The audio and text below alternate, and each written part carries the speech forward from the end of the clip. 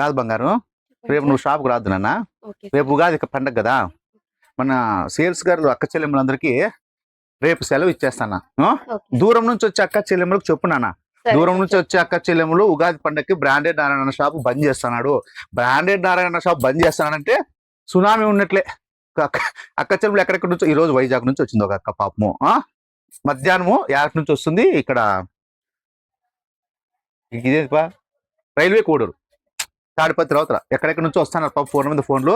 మీరు అక్క చెల్లెములు రేపు అనగా ఉగాది పండగ రోజు ఆదివారం రోజు సెలవు ప్రకటిస్తున్న అక్క చెల్లెములు తమ్ముడిని ఏమనుకోద్దండి, ఎంజాయ్ చేసుకోండి, ఇళ్లలోనే రావద్దండి మా షాప్ కి. ఉగాది పండగకి తెలుసు కదా, బ్రాండెడ్ నారాయణ చీర ప్రతి అక్క చెల్లెములు కట్టాల. సీకో పట్టు చీరలు చూడండి అక్క, సీకో ప్యూర్ సీకో ఓన్లీ 1200కి ఇచ్చేస్తాను అక్క. ఉగాది సందర్భంగా ఈ పొద్దు వచ్చేసింది గుట్ట.